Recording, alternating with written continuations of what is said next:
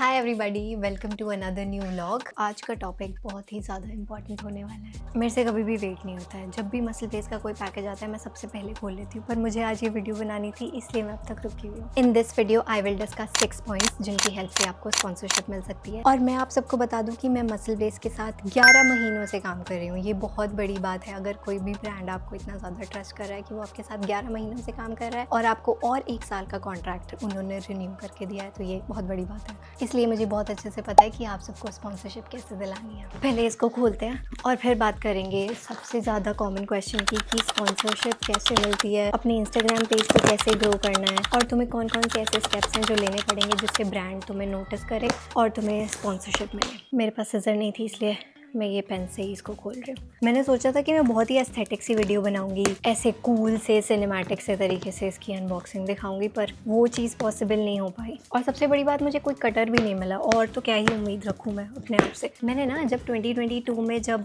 Content creation start किया था, नहीं सॉरी 2023 दिसंबर में जब मैंने कंटेंट क्रिएशन स्टार्ट किया था, तो मैंने साकेत गोखले की एक वीडियो देखी थी और उसमें मसल बेस की अनबॉक्सिंग दिखाई थी। और ये सारे बॉक्सेस मैंने इसीलिए इकट्ठे करे हुए हैं कि मेरे दिमाग में ना उस टाइम से ये चल रहा था कि मैं भी ऐसी एक अनबॉक्सिंग वीडियो बनाऊंगी। कितनी जल्दी टाइम निकल जाता है, कुछ पता नहीं चलता। तो हमारा पैकेट खुल चुका है। अब हम देखेंगे कि इसमें क्या क्या है। मतलब मुझे तो पता है इसमें क्या है क्योंकि मैंने खुद मंगाया है, पर मैं आपको दिखाऊंगी कि इसमें क्या क्या है।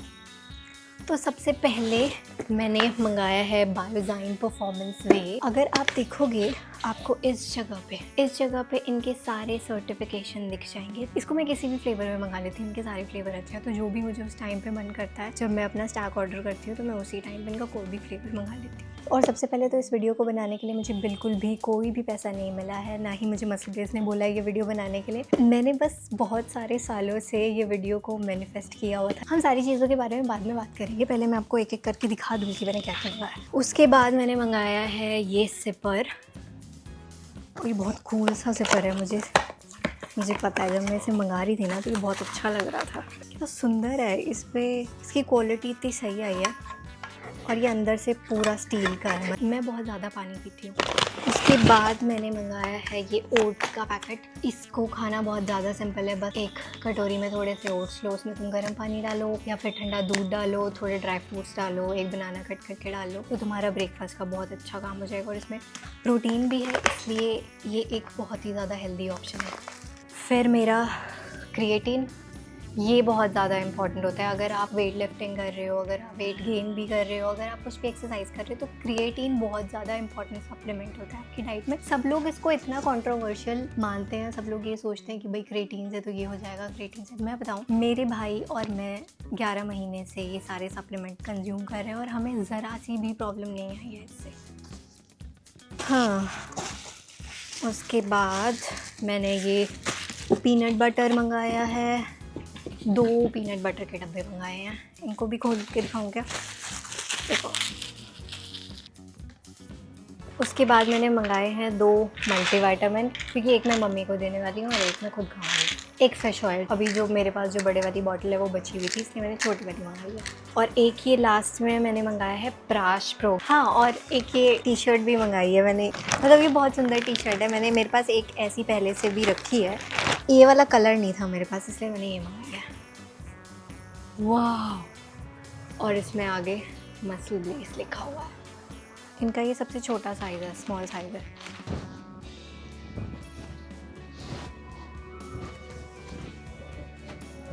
मुझे थोड़ी सी बड़ी आती है, पर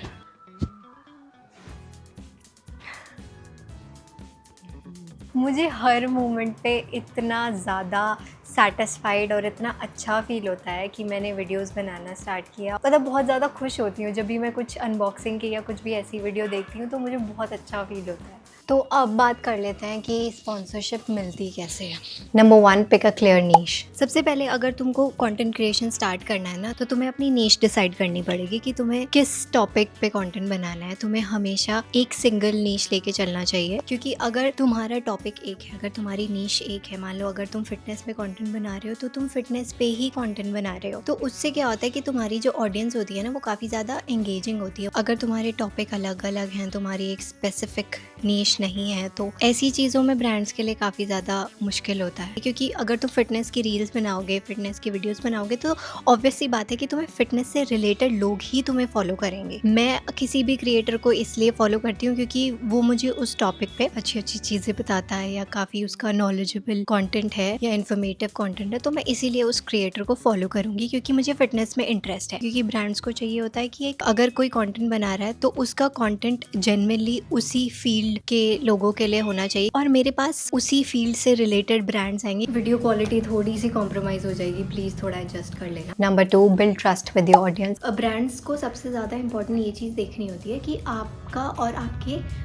ऑडियंस का रिलेशन कैसा है, आपकी कितनी ज़्यादा इन्फ्लुएंस है अपने ऑडियंस पे, मतलब लोग आपकी बात सुन भी रहे हैं या नहीं सुन रहे हैं। उसके बाद हमें अपने कंटेंट पे वर्क करना है। देखो, ब्रांड्स को क्या चाहिए होता है कि अगर वो आपको पैसे दे रहे हैं तो उनको उतना ही रिटर्न आपसे चाहिए, मतलब उनको आपसे सेल्स चाहिए। अगर आप उनका सामान इतना सेल कर पा रहे हो, अगर आप लोगों को समझा पा रहे हो उनका सामान खरीदने के लिए, तो वो आपके पास आएंगे और तो ही वो आपको स्पॉन्सर करेंगे। मतलब ऐसा तो है नहीं अगर आपका खुद का भी कोई ब्रांड होता और आप किसी को पे कर रहे होते तो आपको भी बदले में यही चाहिए होता कि आपका सामान थोड़ा बिके। अगर आपकी ऑडियंस आपसे काफ़ी ज़्यादा रिलेट कर पा रही है, अगर आपकी ऑडियंस को आप पे ट्रस्ट है, तो ऐसे लोगों को स्पॉन्सरशिप बहुत जल्दी मिल जाती है। Number 3, create relatable and valuable content. आपको अपना कंटेंट एंगेजिंग बनाना है, इंटरैक्टिव बनाना है, इन्फॉर्मेटिव बनाना है, जिससे लोग आपसे वैल्यू ले सकें, आप उनको कुछ वैल्यू प्रोवाइड कर सको, कुछ उनको इन्फॉर्मेशन दे सको, तभी वो आपको फॉलो करेंगे। ब्रांड को रीच से मतलब नहीं होता है, वो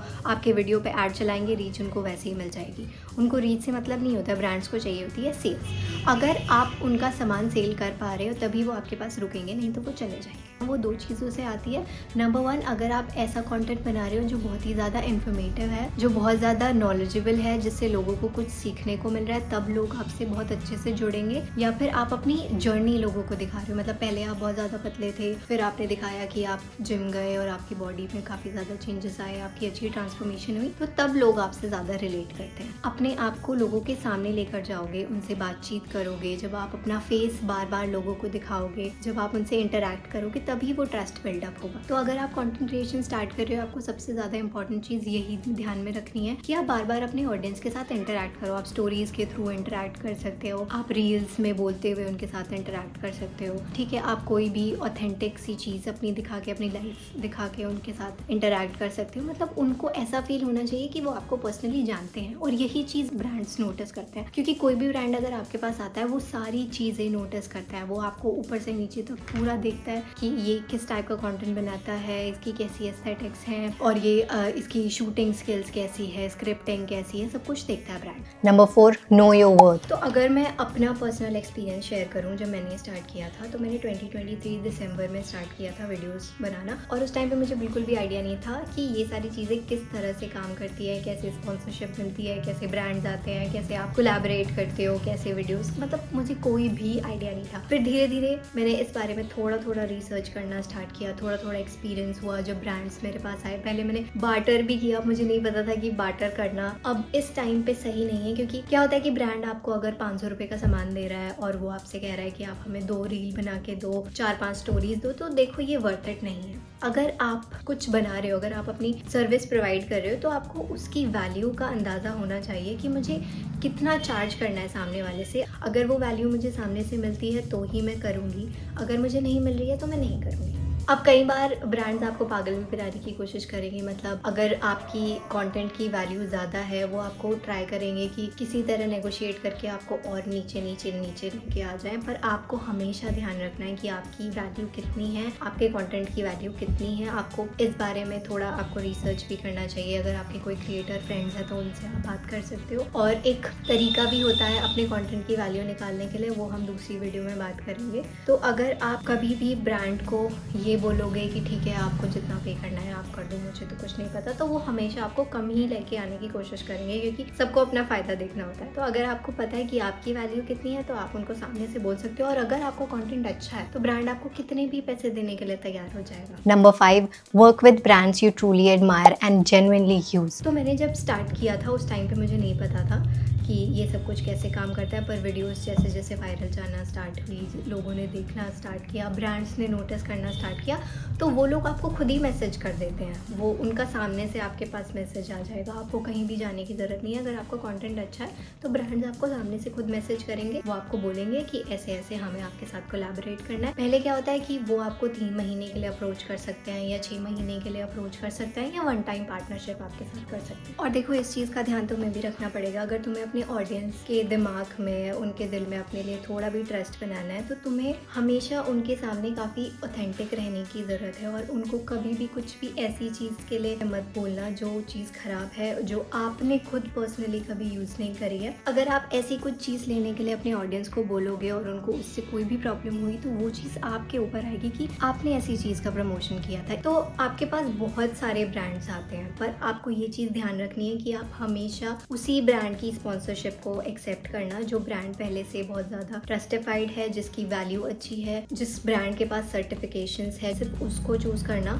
क्योंकि उससे अगर आपके कोड से या आपके कहने से कोई भी वो प्रोडक्ट लेता है, वो सप्लीमेंट लेता है, तो उनको कोई प्रॉब्लम नहीं होगी। मैंने इसीलिए मसल ब्लेज चूज़ किया, क्योंकि Muscle Blaze is one of the best supplement brands in India right now. आपको कभी भी लोगों को गलत चीज़ नहीं बेचनी है। जो चीज़ आप खुद यूज़ कर रहे हो, जिस चीज़ का आपको पता है कि लोग अगर उसको यूज़ करेंगे तो उससे उनका भी फ़ायदा होगा, आपको उन्हीं चीज़ों को प्रमोट करना है। Number 6, be authentic, show what you actually doing. अगर आप अपना कंटेंट ऑथेंटिक रखोगे, जो भी आप शूट कर रहे हो, जो भी रील्स आप बना रहे हो, अगर आप वो चीज़ें जेन्युइनली करते हो, आप रोज़ वही सब कर रहे हो, तो आपको कोई प्रॉब्लम नहीं आने वाली है। तो हमेशा वही टॉपिक चूज़ करना जो आप रोज़ करते हो, जिस चीज़ में आप अच्छे हो, जिसमें आप स्किल्ड हो, जिस चीज़ के बारे में आपको नॉलेज है। अगर आप वही चीज़ें दिखा रहे हो लोगों को, तो लोग ऑब्वियसली आपके साथ रिलेट करेंगे, वो आपकी जर्नी को देखना चाहेंगे और वो आपके साथ काम करना चाहेंगे। आप कभी भी अगर ब्रांड को खुद से जाके बोल रहे हो कि मुझे स्पॉन्सरशिप दे दो, तो वो इतना अच्छे से काम नहीं करेगा। भले ही आपको मिल भी जाए, पर आपकी वैल्यू को ब्रांड उस टाइम पे नहीं समझेगा। पर अगर ब्रांड आपको खुद आकर मैसेज कर रहा है और बोल रहा है कि आप हमारे साथ कोलैबोरेट करो, उस टाइम पे